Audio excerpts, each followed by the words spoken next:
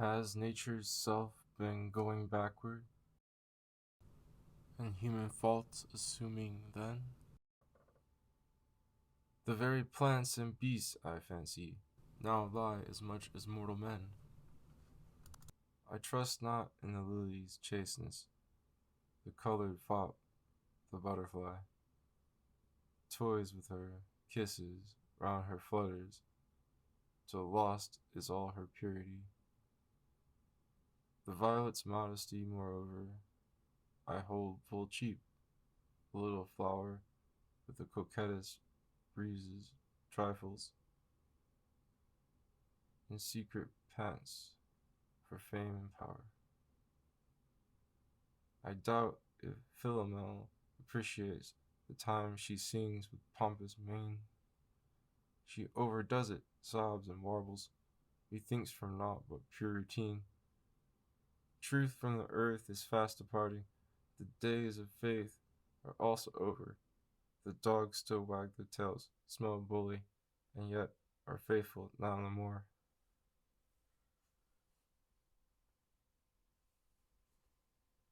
Sound doctrine. Quick, the subtler maiden lovingly kiss.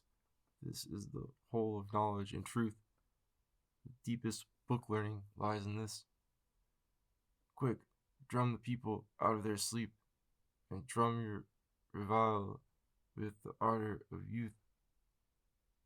And as you march, continue to drum. This is the whole of knowledge and truth. All Hegel's philosophy here is found. The deepest book learning lies in this. I found it out because I'm no fool, and also because I drum not amiss. The wise stars. The flowerets sweet are crushed by the feet full soon, and perish despairing. One passes by, and they must die, the modest as well as the daring. The pearls all sleep in the caves of the deep, where one finds them, despite wind and weather. The whole is soon bored, and they're strong on a cord, and they're fast yoked together. The stars are more wise, and keep in the skies, and hold the earth at a distance. They shed their light, and the heavens so bright, and in safe and endless existence.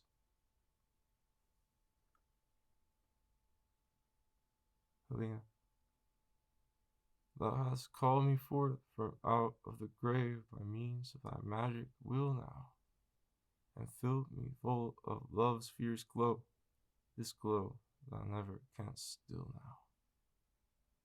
O press thy mouth against my mouth, man's breath with heaven is scented. Thy very soul I'll drain to the dregs, the dead are never contented.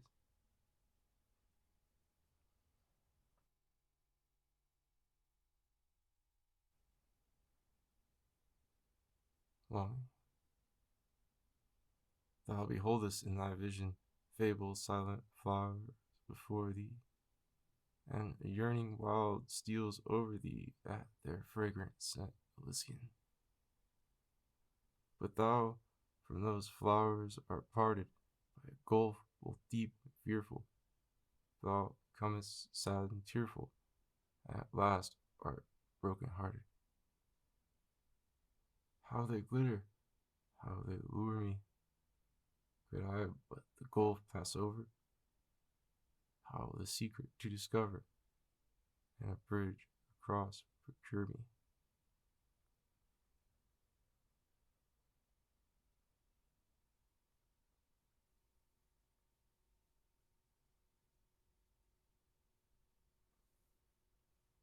The old chimney piece. Outside fall the snowflakes lightly. Through the night, loud raves the storm. In my room the fire glows brightly, and 'tis cozy, silent, warm. Musing sit I on the settle, by the firelight's cheerful blaze, listening to the busy kettle, humming long-forgotten lays. And beside me sits a kitten, warming at the blaze her feet. Strangely are my senses smitten, as the flickering flames they meet. Many a dim, long-buried story over me soon begins to rise, but with dead and faded glory, and in strange and masked disguise. Lovely women with shrewd faces greet me with a secret smile. Then the harlequins run races, laughing merrily the while. Distant marble gods nod kindly, dreamily beside them grow fabled flowers, whose leaves wave blindly in the moonlight to and fro.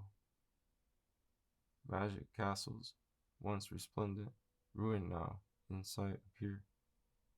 Knights in armor, squires attendant, quickly follow in their rear.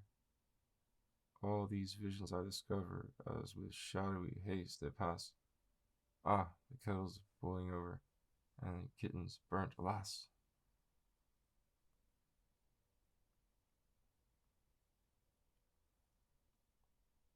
Away. If by one woman thou jilted, love another, and so forget her, to pack up thy knapsack and straight remove from the town would be still better. Thou'lt soon discover a blue lake fair, by weeping willows surrounded. Thy trifling grief thou'lt weep away there, thy pangs so little founded. Whilst climbing up the hillside fast, thou'lt pant and groan full loudly, but when on the rocky summit at last, thou'lt hear the eagle scream proudly. An eagle thyself thou'lt seem to be, new life the change will bestow thee.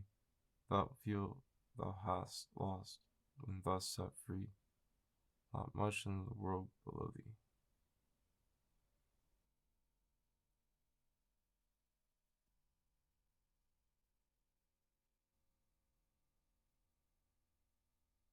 The symbol of madness. Will now begin to sing the song of a number of much reputation, known by the name of number 3.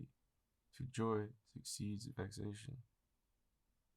Though sprung from an old Arabian stock, in Christian estimation nothing in Europe higher stood than this number of proud reputation, a very pattern of modesty. How great was her indignation at finding the man in bed with the maid? She gave them a sound castigation. In summer her coffee at 7 a.m. she drank with much gratification. In winter at 9, and slept all night without the least molestation. But now 'tis time to alter our rhyme. Today is changed to tomorrow, and sad to say, poor number 3 must suffer pain and sorrow. There came a cobbler who said, the head of number 3 at present is like a small 7 that's placed on the top of the moon when she's shaped like a crescent. The 7, the mystical number, is the crescent Diana's worship denotes, and also recalls the Sabians. 3 herself, the famed Shibboleth, is of the senior bonds of Babel, intriguing with whom she at length gave birth to the Holy Trinity's fable. The tailor came next, with a smile on his face, for number 3, he insisted, was naught but a name, and nowhere else except upon paper existed. When poor 3 heard these cruel words, like a duck in a state of distraction, she waddled here and waddled there, lamenting with vehement action, I'm just as old as the sea and the world, as the stars that in heaven are blinking.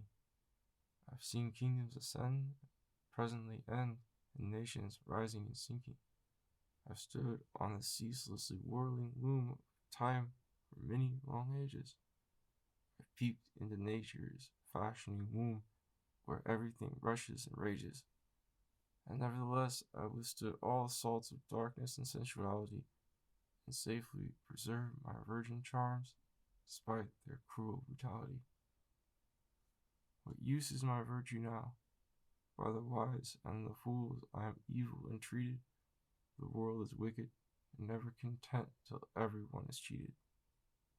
But cheer up, my heart, thou still hast left thy faith, hope, and charity, with excellent coffee and glasses of rum above the reach of vulgarity.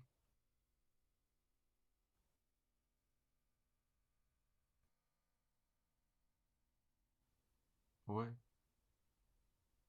The day is enamored of the night.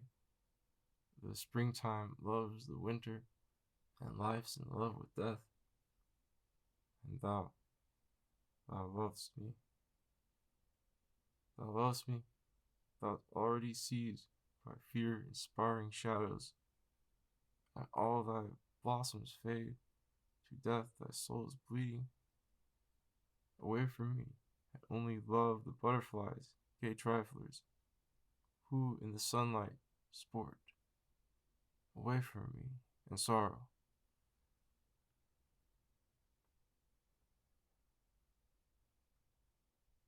Fortune. Madame Fortune, thou in vain act'st the coy one. I can gain by my own exertions merely all thy favours prize so dearly. Thou art overcome by me, to the yoke I fasten thee. Thou art mine beyond escaping, but my bleeding wounds are gaping. All my red blood gushes out, my life's courage to the rout, soon is put, unvanquished lying, and in victory's hour of dying.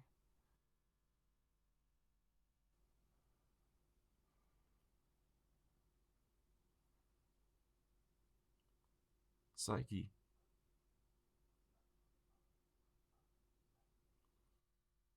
In her hand the little lamp, and mighty passion in her breast, Psyche creepeth to the couch where her dear sleeper takes his rest.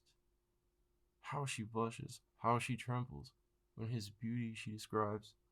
He, the god of love, unveiled thus, soon awakes and quickly flies. 1800 years repentance, and the poor thing nearly died. Psyche fast and whips herself still, for she a more naked spied.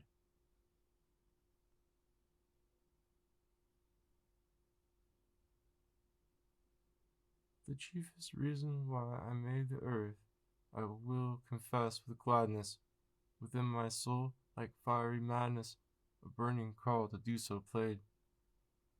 Illness was the special ground of my creative inclination. I might recover by creation. Creation made me once more sound.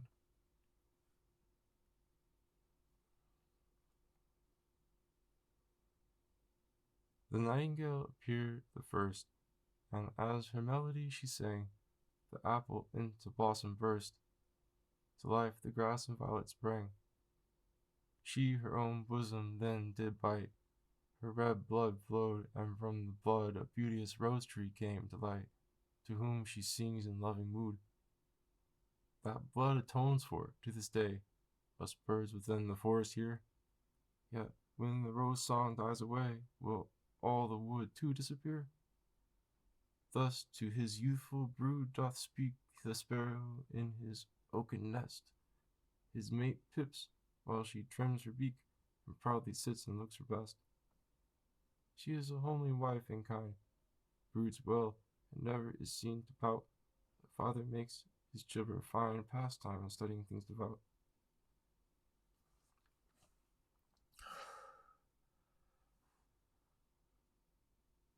Once saw I many a blooming flower upon my way, but slothfully stooped not to pluck them in that hour, and on my proud steed hastened by. Now when I'm near to death and languish, now when beneath me yawns the tomb, often my thought with bitter anguish returns the unheeded flower's perfume. But most of all my brain is burning with the bright yellow violet fair. Wild beauty, how I grieve with yearning to think that I enjoy thee never. My comfort is, oblivion's waters have not yet lost their olden might. The dull hearts of earth's sons and daughters to steep in this blissful night.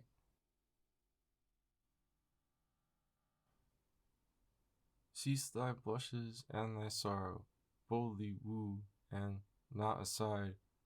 Civil they will be tomorrow, and thou thus wilt win thy bride.